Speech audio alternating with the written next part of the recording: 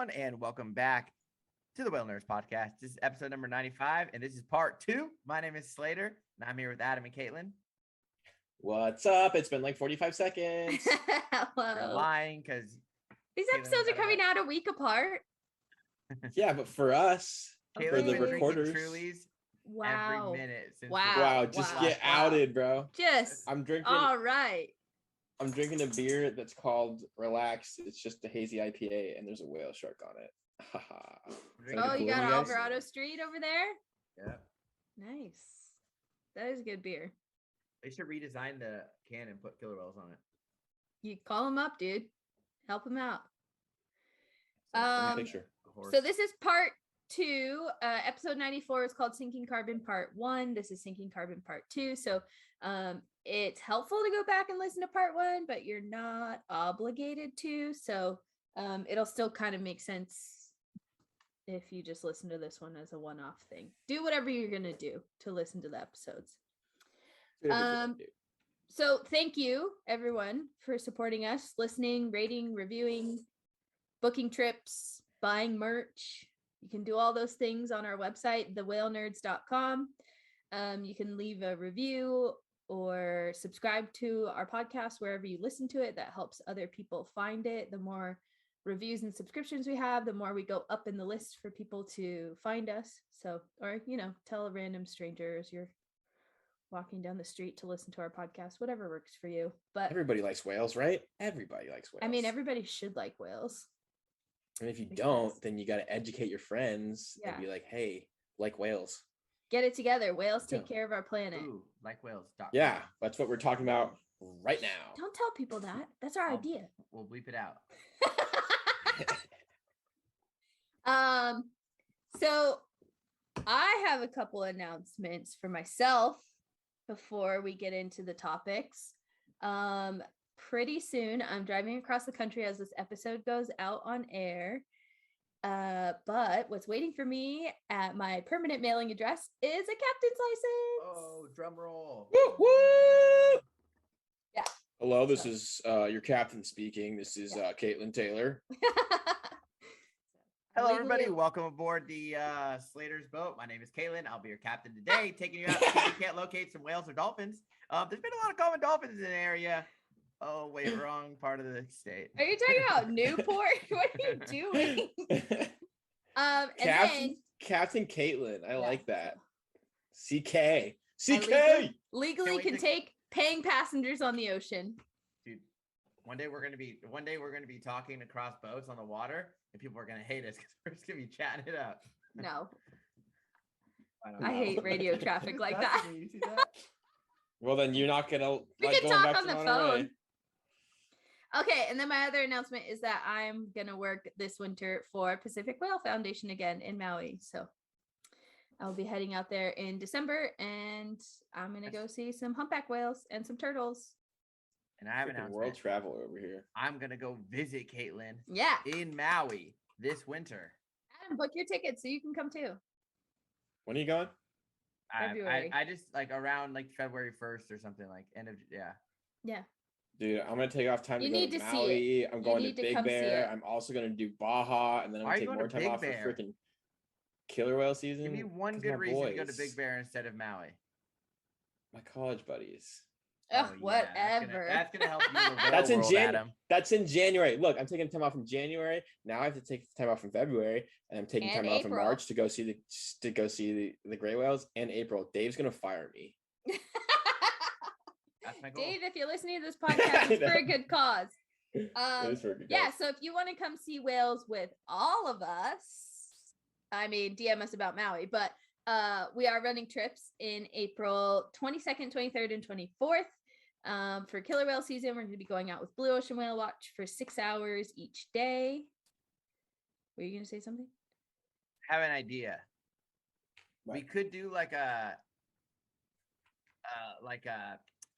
because I was thinking if we get enough people, we could just charter a boat anyways. We could do like a non-official trip in Maui, like pretty easily, I think.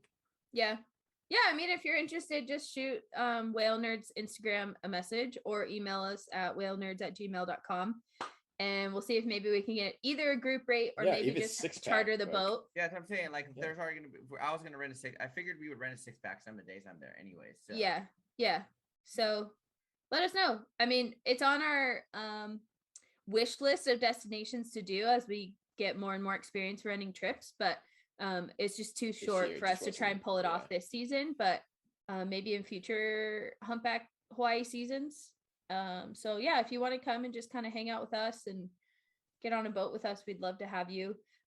Definitely you have to come on the Saturday night celestial cruise with Harriet Witt out of Motley Harbor. Oh yeah, you're gonna learn some My stuff.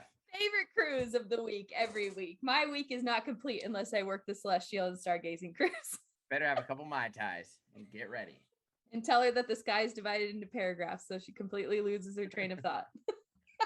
And see how your male parts and- affect the ocean. What is Testicular it? navigation. And Testicular navigation. and there could be bioluminescence. Last time I was pouring Yeah. some of my drink over into the ocean, maybe a little bit. I was Ice cubes. We threw ice cubes in the to water. see it splash, and you can see the bioluminescence.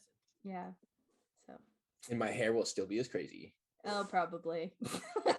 Except for it'll be salty because we'll be diving all morning. So bring your snorkel gear and your so swimsuits. dumb. Get ready to hear some humpback whales underwater for yourself.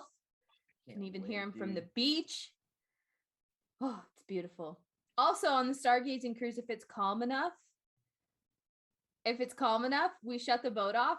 And if there's a singer nearby, sometimes you can hear the whale singing through the boat. It's so cool. That's a fact. So dude. should I cry now or later? Both. Adam, you could What? legit like on the rib. You could seriously like they'll if it's right below you. Sometimes they'll take a breath and then just basically sit right below you on the bottom and sing, and it's loud. Well, and like, okay, so what happens on Celestial is like when it gets dark, if it's calm, we shut the boat off because Harriet wants to talk about everything in the night sky, and it's better experience if the boat's off because it's not as noisy, right? Well, one night I was in the galley and I was like, I kept hearing this like whoop, but like really high pitched and like kind of like metally sounded, and I was like, is something squeaking on the boat? And then I thought about it for a second. I put my ear up to the side of the boat because it's all metal, so it all echoed. And I was like, oh my God, there's a whale singing. So I went up and got the captain, and he made Harriet stop. And he was like, everybody put their ear on something metal on the boat. You can hear the whale. So cool. Dude, I really think that Adam will be actually pretty mind blown about Maui. Yeah, it's pretty cool. Pretty dang amazing. What are the dates this year? When are you February, going? Slate? first week of Like, February. Let me make First sure week of February? Yeah. Yeah. Well, I gotta freaking put it on the schedule that Dave will lose. We Put literally the request on. did this. We did this whole sheet. We did this whole sheet of like request time off, and then Dave lost the sheet within like 2 days. And we're like, God dang it! Now Fired. we don't know what time everybody has off. Just Yay, fire him, Adam. dude. He's not like the captain or anything important, right? He's not the operations manager or anything. Hey, like February, frickin' Friday, Tuesday, February 1st to the whatever. Friday, Tuesday. Whatever. Well, you have to tell me the date so I can put them on there so I can try to get it February off. 1st is like a Tuesday, right? Yeah. Yeah. Better go I'm during literally the gonna week. get fired. I'm gonna get fired. Gee, come to Maui. So yeah. Also, by the time this episode goes out, a new book will be on the market, which I think is going to be pretty cool. It's by a scientist that I have a lot of respect for, Michael Moore. It's called "We Are All Whalers: The Plight of Whales and Our Responsibility." And just a little write-up about it is relating his experiences caring for endangered whales. A veterinarian and marine scientist shows us that we can all share in the salvation of these imperiled animals. So it's talking about his 40 years of fieldwork experience with humpback whales, pilot whales, fin whales, and in particular, North Atlantic right whales, a species whose population has declined more than 20% since 2017.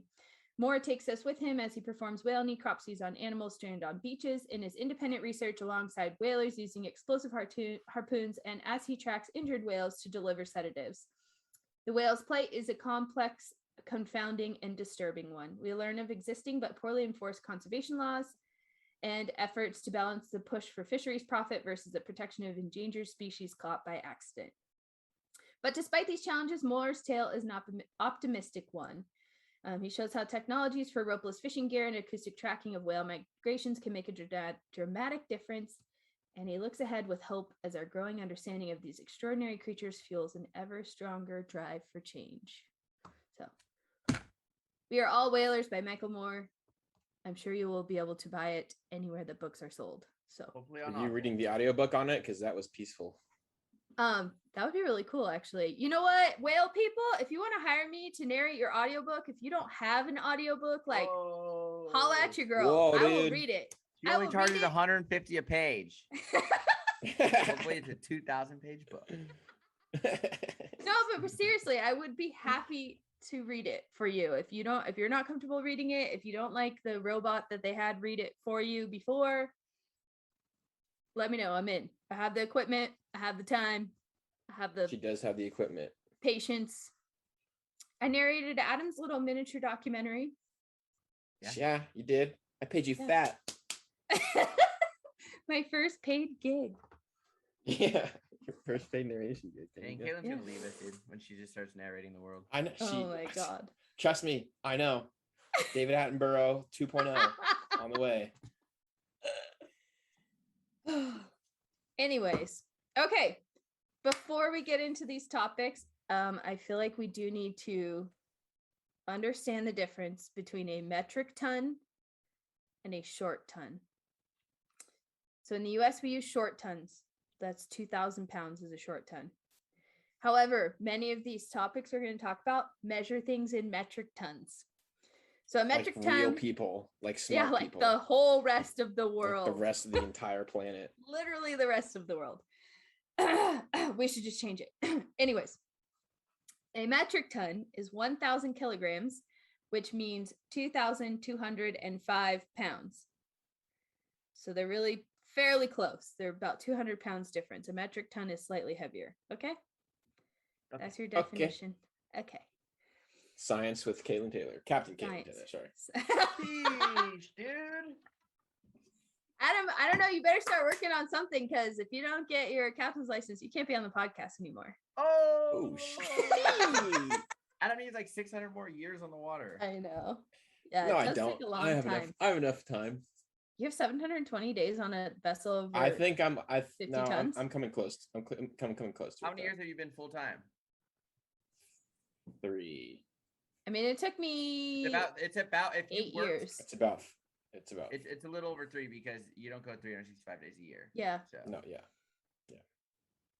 I mean, it took me like 8 because I got trapped in an Adam isn't even office, and going then I back to worked school. seasonally, and then you got. Adam's got You a lot know, of stuff. you got some things to get done, sir. I'm trying to get hired by Nat Geo, bro. Get off my back. Listen, but Yo. do your steps, sir. Sorry, BBC. We love you. Oh, I'll take Nat excuse Geo. me. I'll take either one. So Adam just dusted his only. They were gonna hire you too. They told me. Nat Geo, Wow. sorry, not good enough. BBC, here I come. Let's get that big British money. Yeah. Okay, so let's get into it. Okay. Let's do it. So last week we talked about oil spills, but also how whales are assisting in carbon fixation in our oceans, and that our oceans can act as carbon sinks. So they're bringing more carbon in away from the atmosphere than they are releasing into the atmosphere. So this week I had found a few topics talking about this concept of blue carbon.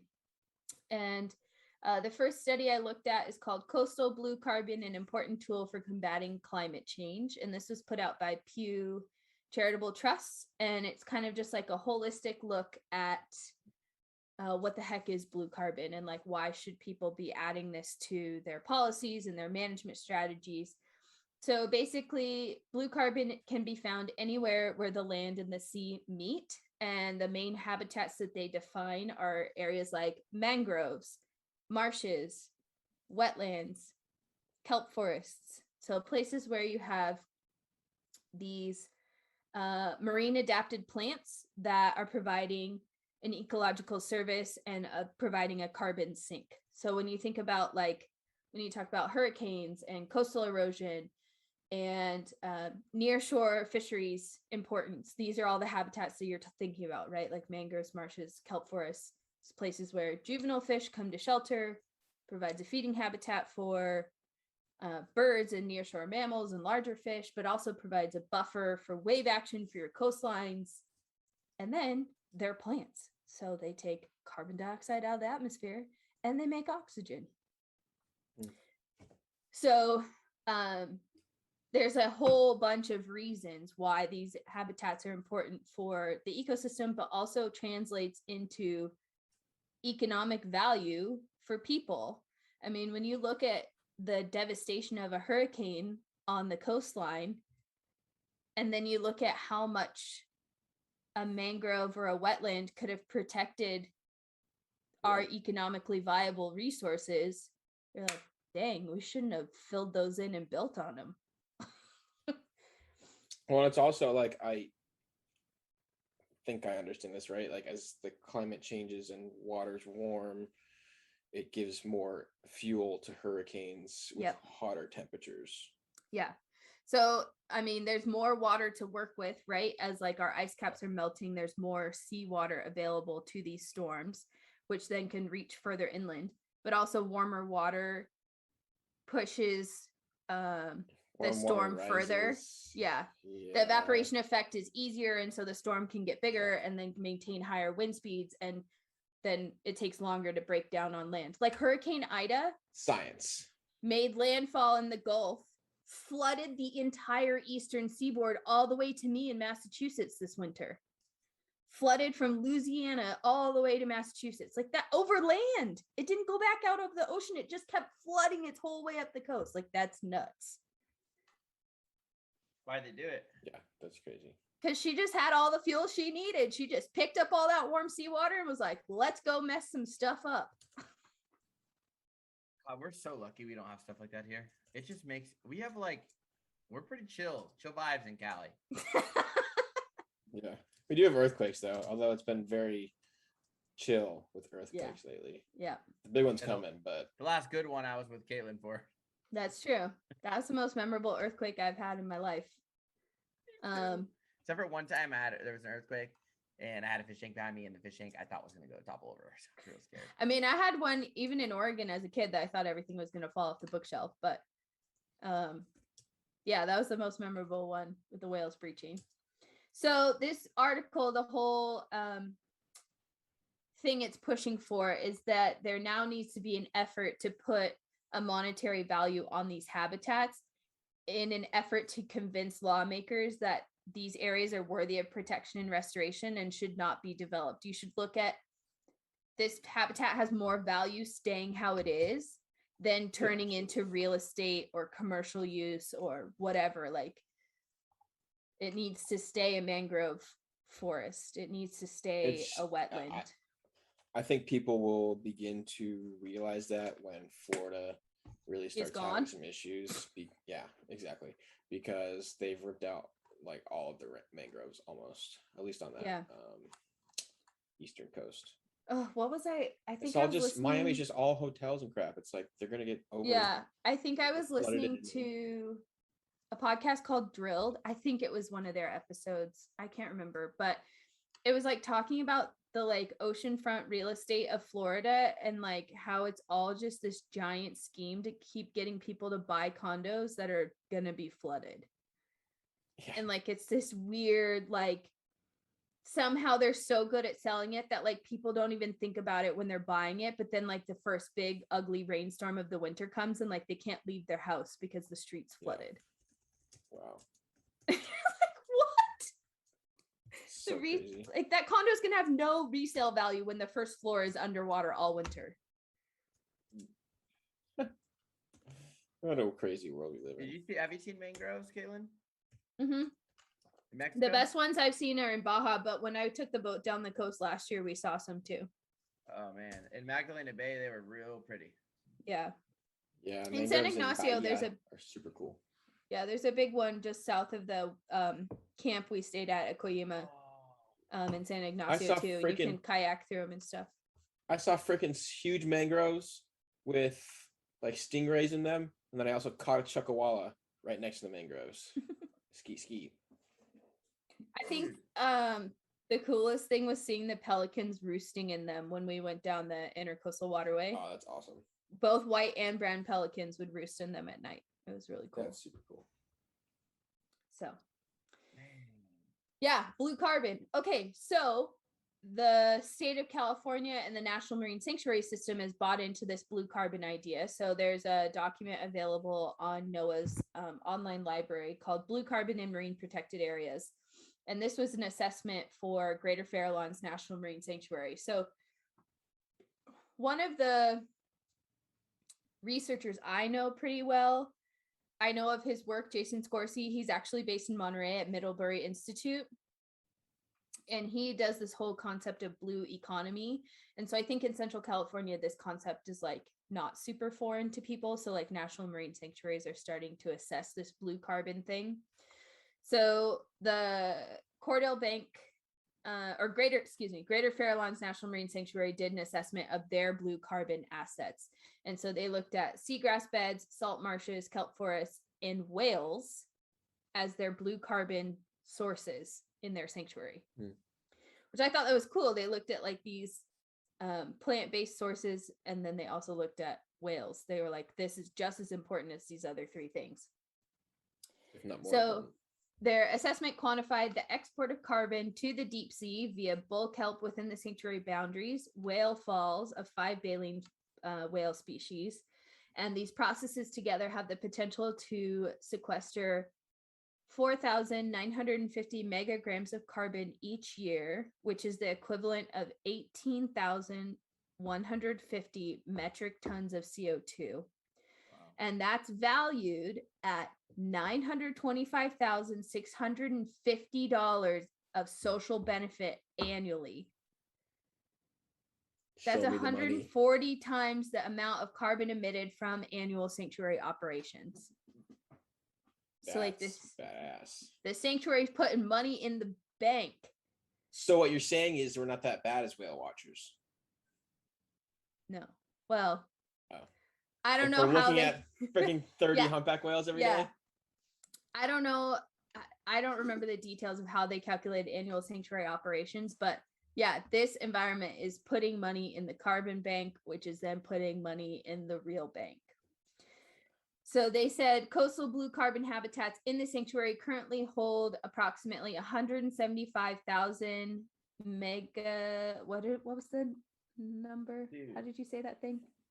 Megagrams of carbon in their sediments, which if destroyed would release approximately 643,000 metric tons of CO2 into the atmosphere, which is the equivalent of adding 140,000 cars to the road for the year. Wait, so say that again. If you destroyed the sediment of the Greater Farallones National Marine Sanctuary, if you disturbed it, it would release 643,000 metric tons of CO2 into the atmosphere. That is the equivalent of adding 140,000 cars to the road for the year. So imagine how many. So don't be messing with the sediments, okay? I just thought of mangroves. Yeah. You guys want to make money? No. I'm talking big money. Okay. Okay. It's put on the podcast for thousands of people to hear. Is worth $2 million.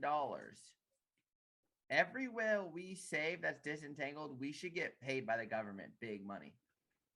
Whether you freaking take the photo of it to help disentangle it, or you. Well, luckily, I'm part of Santa Barbara's local disentanglement team. So. Well, so then, could I make a couple $100,000 from that year that we had 70 humpback whales entangled in Monterey? That's what I'm saying. 70? It's traumatic for me. It was pain and suffering for me. Yeah, those big years during. I'm pretty sure they just pushed crab season back because there's still a lot of whales around. Yeah. Yeah. Yeah, it looks like no Thanksgiving crab for y'all. Sorry. The population. Where's Thanksgiving crab? Dang, people in California, dude. It's a big deal. Y'all weird. I don't know, dude. I actually asked the fishermen out here. I was like, do you guys do seafood for Thanksgiving turkey? Thanksgiving? And they were like, nah, not really. Oh, by the way, I was driving by at Moss Landing by the right past the what's the other not Embari, but what's the other one that's right there? Moss Landing Marine Labs? Yeah. So you know how they have like a driveway to go up? Yeah. Right before there's like a little house with the turkeys. There was seriously, I counted 11 turkeys out front. I was like, you guys better get inside. Like, Dude. You can go pick one out for Thanksgiving. Oh. Hey, at least you know where your turkey came from. Yeah, true. True. I mean, I think that's a good goal to have. Know where your protein comes from. True. So these two reports I think were very interesting, and I think it's a positive sign that management is sort of considering things in the right direction. Like, we need to account for these resources in our environment and put them into our decision-making process and put them into our management goals and management process to understand that these parts of the ecosystem are having an effect. And so Almost like we just talked about that in the last episode. Yeah, but also like maybe it helps management prioritize what's more important within their scope. You know what I mean? Like, yeah, saving whales should maybe like go back to the top of the list again. Yeah, I would think so. Yeah. Save the whales movement. Let's start it again. So then here's a super cool paper that just blows everything we thought we knew about the whale pump out of the water. Yeah. I've been waiting you guys for are this. Like so stoked on this. Okay, so this paper went out in Nature. Researchers from Stanford University at the Goldbogen Lab put out a paper called Baleen Whale Prey Consumption Based on High Resolution Foraging Measurements. So I want to open this. It is abstract only, so if you have academic access, holla at your girl, because I would like to read the whole article. But Matthew Savoca, also just my track record with pronouncing people's names, I'm sure I said it wrong. So this is his project in the Goldbogen Lab. And so just kind of the highlights from the abstract, and then I'll talk more about an article that he did an interview for with NPR that gave a little bit more information. So they put suction cup tags on 7 different species of baleen whales. They deployed 321 tags over the course of this study that he was able to analyze the data. They also had acoustic data from the study area to help kind of assess prey abundance. And they were looking at like, how much are these whales eating every day? They studied the Atlantic, Pacific, and Southern Oceans. And they actually think that in some ecosystems, whales are eating 3 times more food than we previously thought. Imagine that. They have 3 mouths instead of 1. So we'll talk a little bit more about this when we talk about the NPR article, but like the really sciencey highlights are, especially for the Southern Ocean, that like totally changes the frame of reference that people had about what the Southern Ocean was like before whaling. So they're thinking now that whales were miscegenated. So baleen whales in the Southern Ocean were eating 430 million tons of Antarctic krill a year before whaling. 430 million tons of krill. Think about how much krill that is. That's just what the baleen whales were eating. So this is twice the current estimate for how much biomass is abundant in the Southern Ocean today. These whales were eating twice as much as what's down there now. What? Yeah. This is also more than twice the global catch rate of all marine fisheries today, of any fishery. And this is just krill that these whales were eating. So now, in addition to carbon, another factor that's huge is iron cycling. So the whale pump, actually, the main resource that the whales are pumping back to the surface is iron, because that's like one of the limiting nutrients in the surface water that phytoplankton need. So they're thinking that iron cycling was an entire factor higher pre-whaling than it is today. There's still some debate about that, but dude, that's nuts. 430 million tons of krill. I can't even wrap my head around that. Like, how many individual krill? Slater looks overwhelmed. No, I am overwhelmed, but I also dropped the ball in this article. I could have been like the cover of it, I think. So Matthew Savoca emailed or messaged me. Oh, but he asked the you for a photo photo. that he really? wanted, the photo that he wanted, I was like, it's just not going to work or something, like for cover, you know. Yeah. And then I guess I never sent him, like, I didn't see his last message. And I was like, man, that name sounds so familiar. So I looked it up. And he goes, this is for nature.com, which is literally the article we're reading right now. And this is like, so. Okay, so those are the highlights from the abstract. So he also did an interview on NPR, and sort of the highlights from that NPR interview for our blue whales that we see in the eastern North Pacific. So for those of you that are listening off the California coast, they now have reassessed estimates to think that the maximum daily intake could be closer to 10 to 20 tons of krill a day. If you metric tons or metric tons? Metric tons. Oh my God. It's even more. So if you read any guidebook about California marine mammals, it says 3 to 4 tons a day. This is saying 10 to 20. Holy moly. I mean, they don't eat at that rate every day, but the fact that they could eat 20 tons of krill in a day. Okay. Think about that day with the humpbacks I had at 48 and 08, and it's like my favorite day of lunch feeding. One of my favorite days I've had in my encounters with humpbacks in the last 7 years. Yeah. They were lunch feeding 5 or 6 at a time, and one part, I told you guys, there was like 15 whales there, 5 at one side, 5 at the other, and then like a mile away, there was another 20 whales doing the same thing. Every like minute to 2 minutes, they were lunging. So that's the math. Well, okay, so get this. Here's the next part that I wrote down in my notes. Oh, my mind. On a very dense prey patch, blue whales are lunging 200 times a day, but humpback whales are lunging 500 times a day. So like the day that you saw Slater, that's like the rate where you can get to 500 lunges a day. Yeah. Well, okay. So wait, that's how many? 500 lunges a day? Yeah. Okay. So if they were doing it every 2 minutes, carry the one, that's 30 every hour. You know what I mean? So that's 30 an hour. 30. That's times not even 24. enough. That's not enough. They have to be doing it every 30 seconds. But yeah, isn't that crazy? But then like sometimes they lunge under the surface several times before they come up. That isn't enough. If they're doing 30 an hour and they do it for 24 hours straight, which I truly believe they will just eat. We had them doing it for 6 hours that day straight. They were doing it. Yeah. So let's say they did 30 an hour, 30 times 6, carry the 1. That's 180. Yeah. So they did 180 lunges in 6 hours.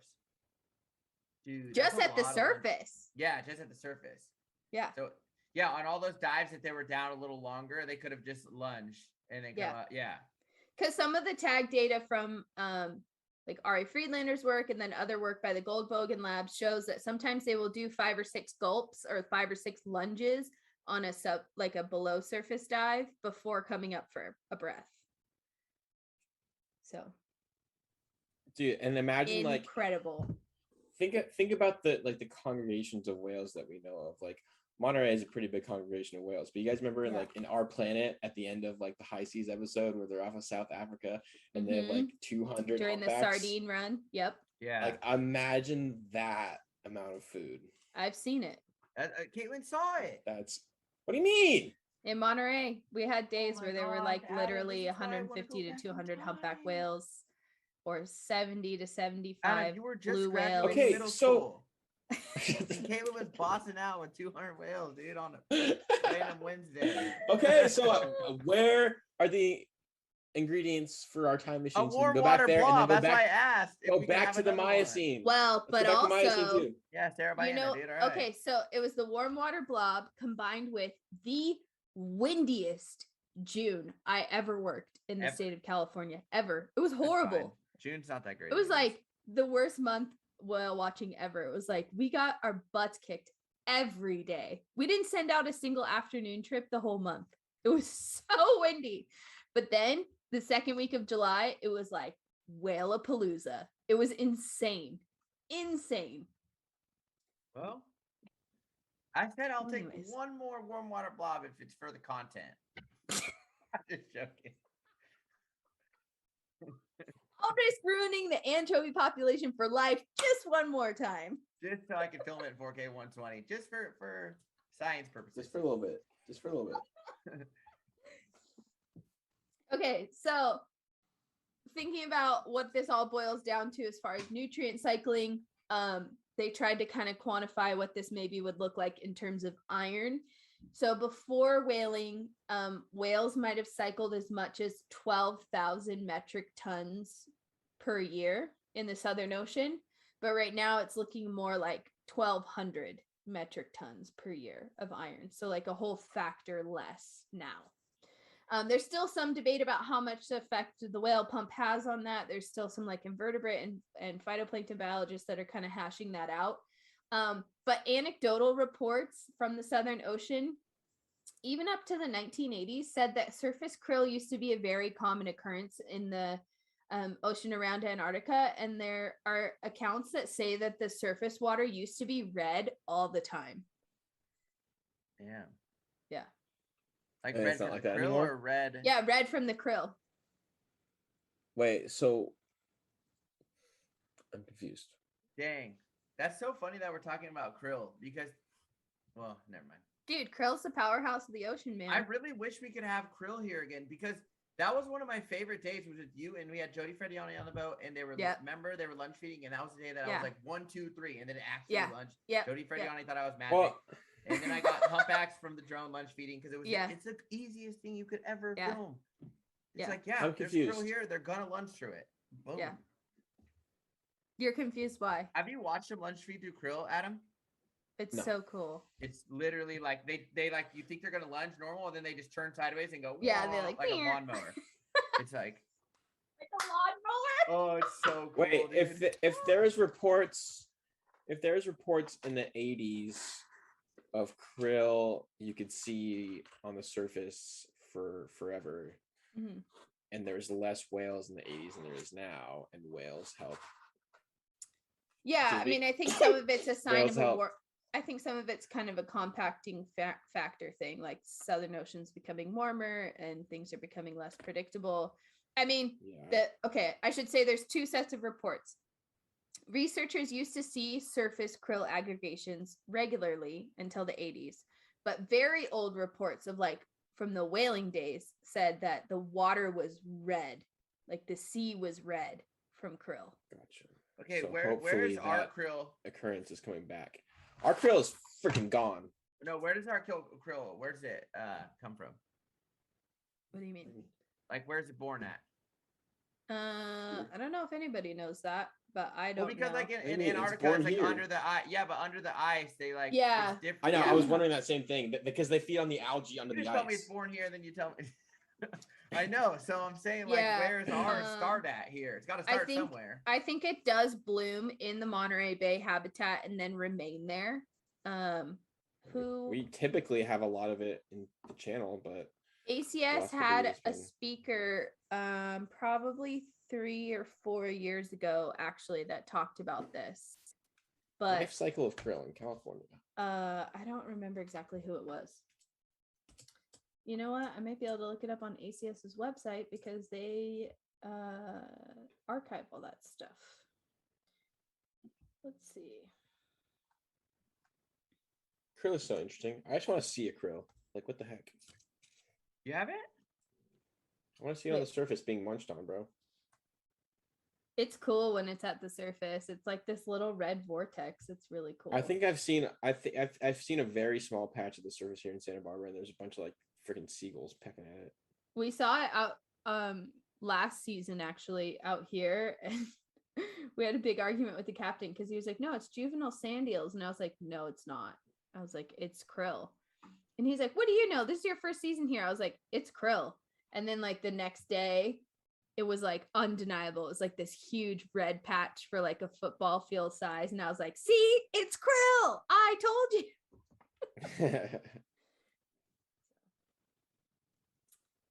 Let's see. Well, think about all the things you've seen in Monterey and how it's prepared you for like everywhere else, because like you've probably seen it here already. I mean, yeah, you can literally see so many things in Monterey. It's crazy. Oh yeah, here, Baldo Marinovic. He works at UC Santa Cruz Institute of Marine Sciences. He studies zooplankton ecology and dynamics of ocean food webs. That's who I heard talk about krill at ACS in 2017. So how do you 4 remember years that ago. crap? I can't remember. I used to run those meetings. Okay, and Dude, I think I was the only one during the talk that was like, this is fascinating. It was like taking notes.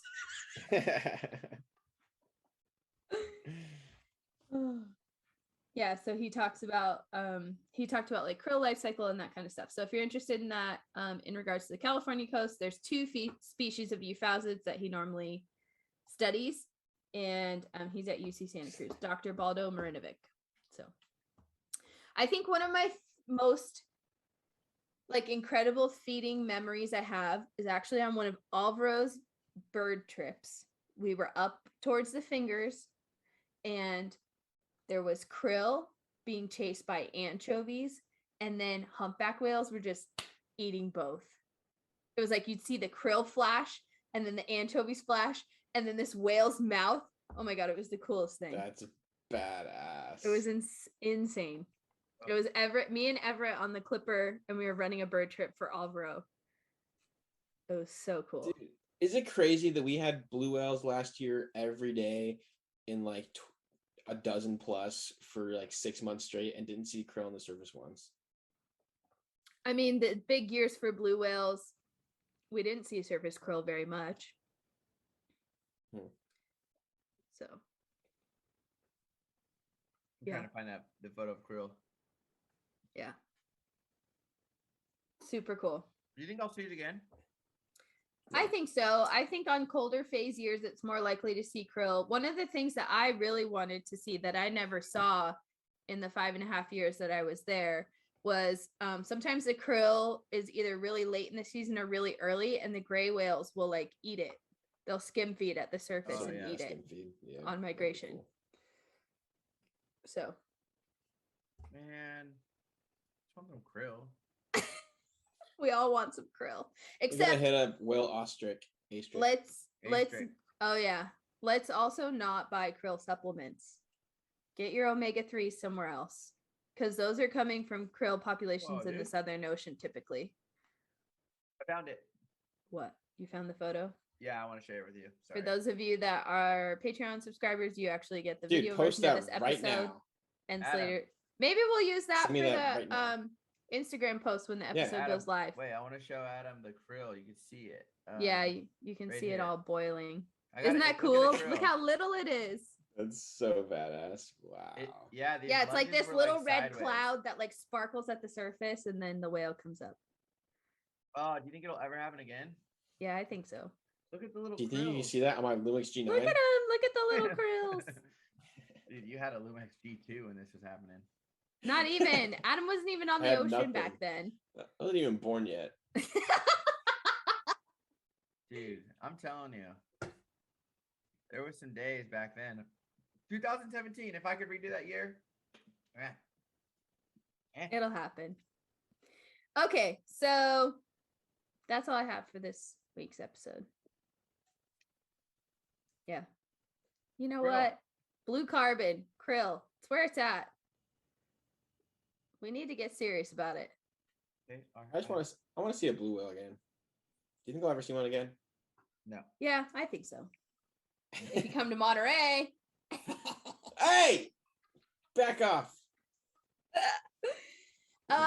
What I will say about the April trips is some years that there's blue whales around by then. So, not just killer whales. It is the best time to see killer whales, but humpback whales are around. You might still see gray whales. Definitely going to see a variety of dolphins. So if you come more than one day, you increase your chances. We're definitely going to see gray whales. Do you think historically gray whales getting munched on? Santa Barbara getting murdered. You know what I'll give Adam? I just, for some reason, my brain can picture a time where blue whales were like in Santa Barbara Channel, like historically, like that was their spot more than anywhere else. But well, yeah, I mean that's where John Kalamakidis tries to do his work. It historically is, but the past, I mean, like even last year, dude, it was easily the best spot for blue whales. I'm talking like historically before whaling. Oh, for sure. Oh, yeah, could you imagine freaking hundreds and hundreds of blue whales? Oh my god, it's so sick. Yeah, but right next to the Channel Islands, it's freaking 100. Oh, yeah. There had to be humpbacks and blue whales and whales. And minke whales. Absolutely. But I think with their population decline, there's only 2,000 of them. Well, the thing about blue whales is that that's what John was telling us. They feed the entire coast. Mhm. They can feed from San Diego all the way up to freaking Alaska. And Mhm. And it's just every year it changes every year. Yeah. You know, like San Diego was really good, or not even, it wasn't even San Diego, it was San Clemente Island, 70 miles offshore. But like that was really good this year. Monterey had them for like a month, and then they disappeared. Yeah. You know, so like this year was just kind of a bad blue whale year.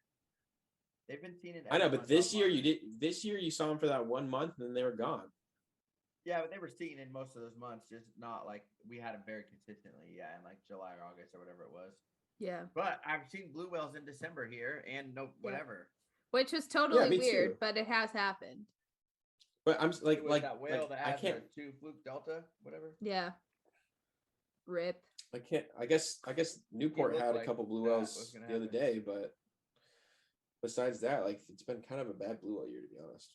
At least off of the near coast of California, they've got to be somewhere. I'm telling you, I bet you we get to 12 or get to 08 a lot more than we do because we're not.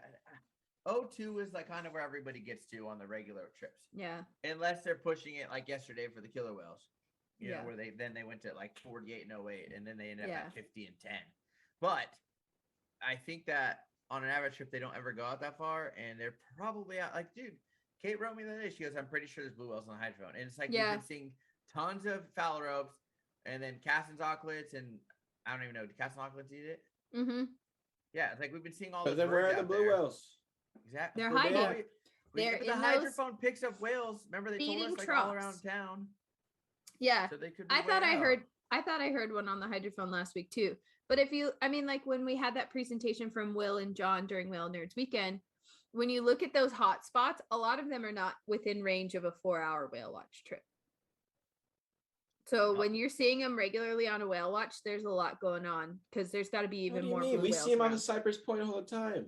Yeah, but that's one spot. The other spot where they're much more common is like past Point Sur. Yeah. So, and same thing up off Santa Cruz. That's really far even for a Santa Cruz boat to get to. Yeah, but you know what? We don't have a Santa Cruz boat. Okay, listen, the boats in Monterey, except for Slater's boat, go 10 knots. They're not the Condor Express. Matthew Savoca said he'd love to come on the podcast sometime. Yeah, let's have him. We're in. Right now. I'd be like, what are you doing? We got caller number 6. Part 3, baby. Episode 96. Wait, so this is his abstract was part of that Hakai? The NPR. Magazine? NPR. Oh, Nature. Was it part of that Hakai put out on the 10 to 20 tons of krill per day? Oh, is that what I texted you? Was a Hakai magazine article? Yeah. It was. Yeah. It was Yep. I mean, a lot of places have picked it up since I sent it to you guys. That was that paper. From Jeremy Gold. Yeah, it was from their lab. Yep. He's a grad student in their lab. Oh my God. Or a postdoc or something. Yeah. Yeah, no. He works in their lab. Yes. So. Oh my God. Like, will I ever see Pacific white-sided dolphins swimming with blue whale again? I don't know about that. But yeah. Oh my God. I think so. I was stressing out on my way out to get to the killer whales. And I was going to give up because Kate was like, they're doing 9 knots straight northwest. And I was like, I was still like 3 miles away. And Annie was like, Slater, that's like 7 minutes for you. Keep going. And I was like, yeah, but like, and so I ended up keep going. And then he gets on the radio and he's like, will the killer whale still be there when I get there? And I was like, that is literally how I feel right now. I was like, are they still going to be there? Dude, I'm driving for 45 minutes and they're still going. Like, I knew I could catch them, but it was like, do I want to catch them at Davenport? You know what I mean? Yep. And it was a funky day, dude. It's like, it was 1 o'clock. I thought it was 6 o'clock, like, because the time change just makes it so weird. I don't know why. All of a sudden, that even Bill got on the radio and was like, it just feels weird right now. The sun is at an angle. It was sunset for like half the trip, and I don't even. It was 2 o'clock. Yep. Yeah, well, that's how we felt on our last few trips of the season too, because we're further north than you guys, so it gets darker earlier. And we were like, man, our afternoon trip like gets golden hour now. Like, this is kind of nice. That's how I felt. Like that old. But it also means I have to wash the boat in the dark when we get back. We would get golden hour earlier here, except it's been foggier than a turkey lately. Yeah. How come, dude? I don't know. land is warmer than the sea. Convection fog. Yeah, but typically Hey, we you have learned that in pretty your captain's class. Typically, a Why pretty don't I know sunny anything about Novembers, weather? but this November is foggy as heck. All right, y'all. Well, thank you very much for listening. Whales are awesome for Cool. the ocean, and we need to appreciate them and take care of them And view them. look at them. And I'm surprised you held both Slater and I's attention for 2 hours straight.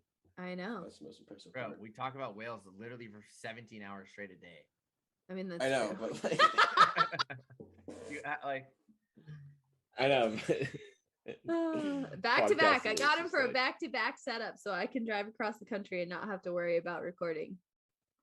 So thanks everyone for listening and supporting the podcast. You can get merch, you can sign up for a trip, you can tell us you love us or hate us, whatever you want.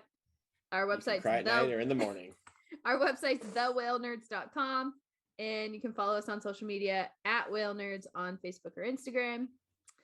And thank you very much to our Patreon subscribers. You can also sign up for our mailing list on our website, and that gets you early information about things coming up like trips or merch or other things we got going on. So if you want to subscribe to our mailing list, you can do that on our website.